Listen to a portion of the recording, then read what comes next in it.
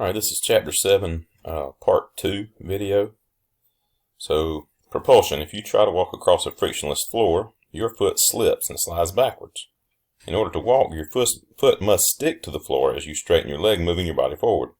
The force that prevents slipping is static friction. The static friction force points in the forward direction. It is static friction, in fact, that propels you forward. The person pushes backward against the earth pushes forward on the person. Stuff we've talked about before, but good to get a better reminder. The rocket pushes the hot gases backwards, and the gases push the rock forward. That's called thrust from a rocket. The car pushes backward against the earth pushes forward on the car. Again, it's static friction that is actually propelling the car forward. It's the force of the earth on the car. Alright. For every action, there's an equal but opposite reaction is the good catchy phrase, but as we've talked about, it's really about action-reaction pairs of forces. When you release a ball, it falls down. The action-reaction forces of the ball and the earth are equal in magnitude. In other words, the force the earth puts on the ball is equal to the force that the ball pulls on the earth.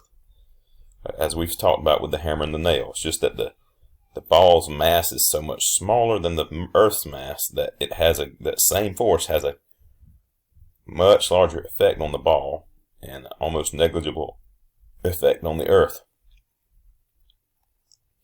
So the acceleration of the ball is the force of the Earth on the ball, which is equal to the mass of the ball times g. The acceleration of the Earth is the force of the ball on the Earth divided by the mass of the Earth, so it's incredibly small. If the ball has a mass of 1 kilogram, the Earth accelerates upward toward the ball with this acceleration. Look, 2 times 10 to the negative 24th meters per second squared. That is something we can't even perceive. Quick check. A mosquito runs head-on into a truck. Splat. Which is true during the collision? All right, pause it and figure out the answer.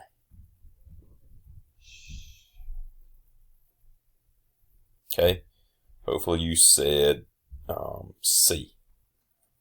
The mosquito exerts the same force on the truck that the truck exerts on the mosquito. Another quick check. What is another thing that's true during the collision?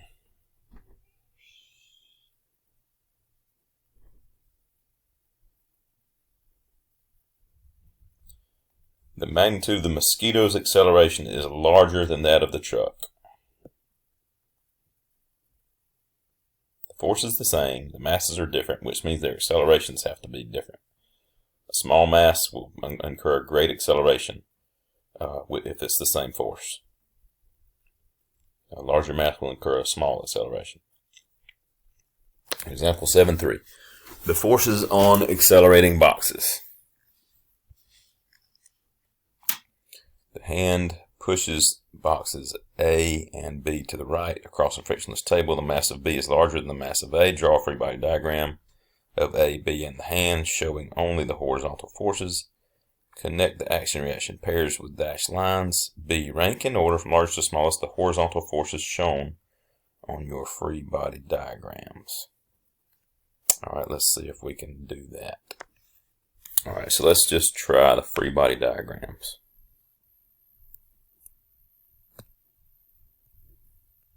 For the hand, box A, box B. Alright, we have a gravitational force. We don't have a normal force with the hand. We have the force of box A on the hand. I'm just going to start shortening that just by putting A/H. That means the A on H, or the box A on the hand. Okay. And then we have on box A, we have the force of gravity. We have the normal force. Both of those are going to cancel out, so they won't be very interesting. Are we supposed to have friction? Let me go back and look at the problem. Frictionless table, so no friction. Okay. So what is that force? That is the force of the hand on A. And this is an action-reaction pair. Okay. Then we have a gravitational force and a normal force.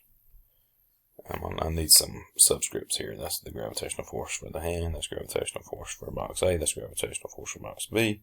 This is the normal force for box A and the normal force for box B. We also, for box A, I forgot about this one, we have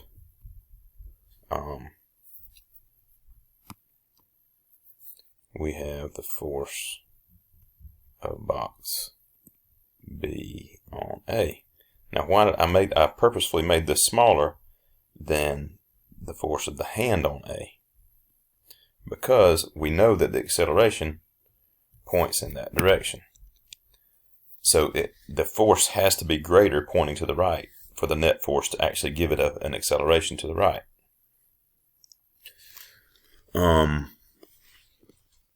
Secondly, for box B, we have the force of box A on B. And I think that's the only one we have.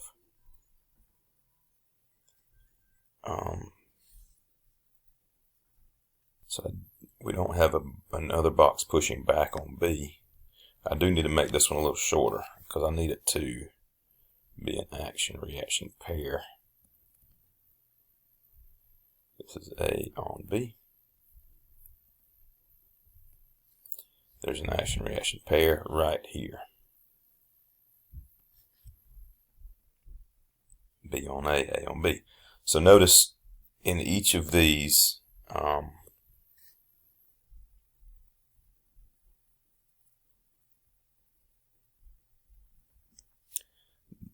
box A and box B are going to have a net force pointing to the right, which is has to in order to have that acceleration pointing to the right.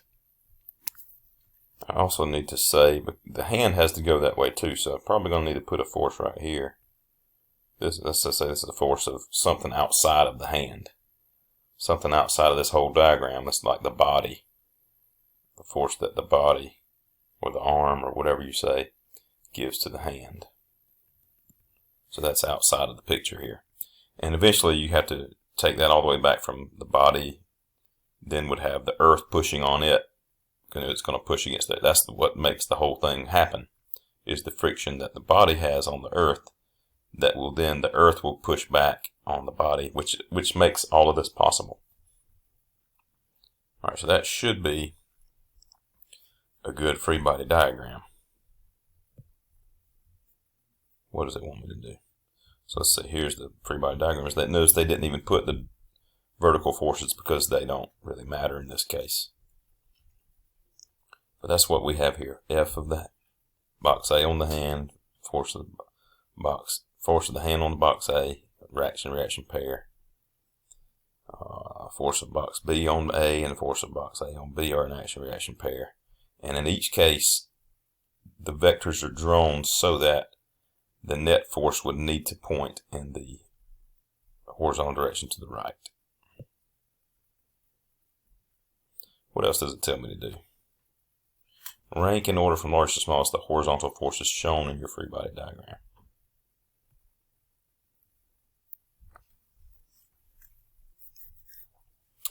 Alright, let me think about that.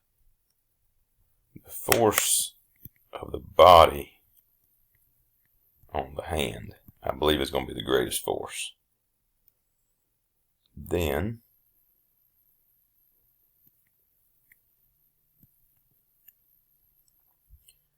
we've got the force of the hand on box A tied with the force of box A on the hand. And then finally, we've got the force of box A on box B tied with the force of box B on box A. That should be right. And that has these have to be the case in order for these things to accelerate to the right. These two forces have to be bigger than these two forces in order for there to be a net force to the right in these two free body diagrams. And the force of the body on the hand has to be bigger than the force of the box A on the hand, which is the same thing as this, in order for the hand itself to accelerate to the right. So I'm confident in that answer. Let's look at what this says. The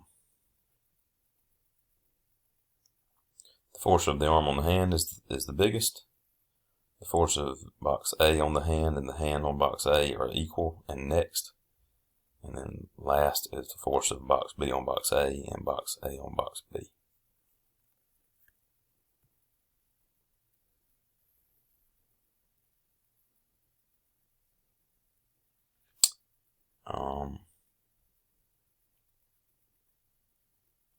Okay.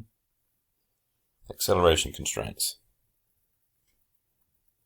All right, if two objects, A and B, move together, their accelerations are constrained to be equal. The acceleration of A is equal to the acceleration of B. This equation is called an acceleration constraint. Consider a car being towed by a truck.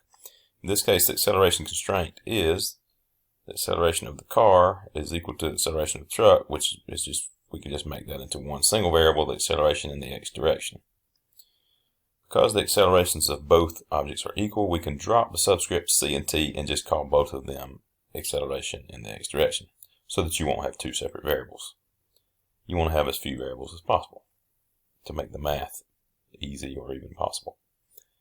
Sometimes the acceleration of A and B may have different signs. Consider the blocks A and B in the figure. The string constrains the two objects to accelerate together, but as A moves to the right, it's in the positive x direction, but B moves down in the negative y direction. In this case, the acceleration constraint is this. The acceleration of box A in the x is equal to the negative acceleration of box B in the y, because they have different signs. Quick check 7.3. What, if anything, is wrong with these free body diagrams for a truck towing a car at steady speed? The truck is heavier than the car and the rope is massless. What, if anything, is wrong with these free body diagrams? You may want to think about it by yourself. If you want to pause it, you can. But we would assume this would be the force of the truck on the car. This would be the force, I suppose, of friction, rolling friction. This would be the force of the car on the truck, or maybe even rolling friction itself. Oh, this is the rope. Sorry, this is the force of the car on the rope. This is the force of the truck on the rope. This would be the force of the rope on the truck and the force of the truck on the rope. And I should say back here, this is the force of the car, of the rope on the car. This is the force of the car. Sorry, I've got this. I'm kind of confusing myself here. Let me back up and say that again. I'm going to take a picture so I can draw on it. Alright, this will be the force of the rope on the car. This will be the force of the car on the rope. So what should happen is then these should be action-reaction pairs. So I definitely know that the action-reaction pairs are wrong. This is the force of the truck on the rope and the force of the rope on the truck. Okay, action-reaction pair. This would be the force of the earth, or the earth on the truck, or we could say the surface of the earth, or the pavement, or whatever, on the truck, propelling it forward. This might be, I'm not sure what to say about that. I don't know if this has to be a force of something on the car. The only thing I know it for it to be would be friction. Maybe it's friction. Rolling friction. Alright, so it says truck towing car at a steady speed. That's important. Steady speed means no acceleration, which means the net force on each object needs to be 0. And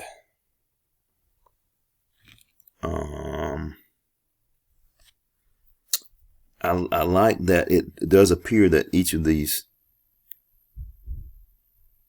vectors on these things are of equal length, which means the net force is 0. But these action-reaction pairs have to be the same length as well. And I think this one, the one on this one here, is longer than this one.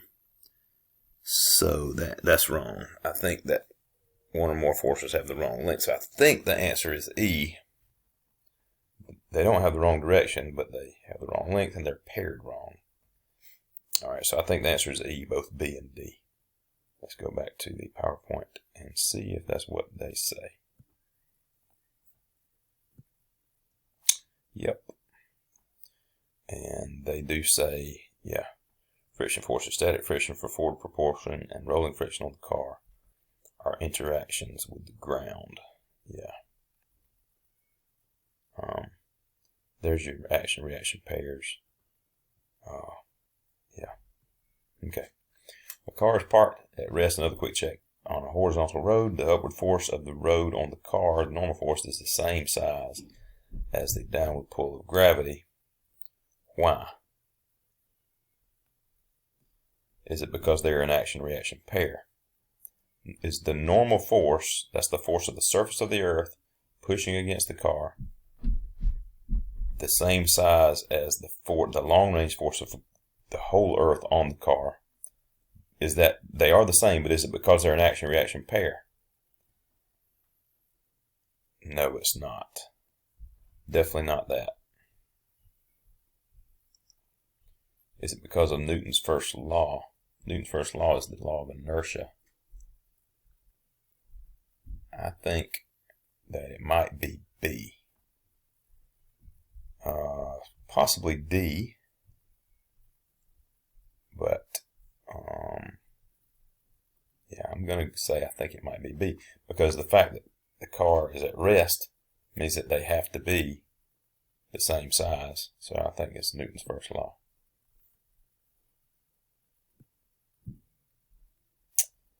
Alright, let's stop it right there and call this part 2.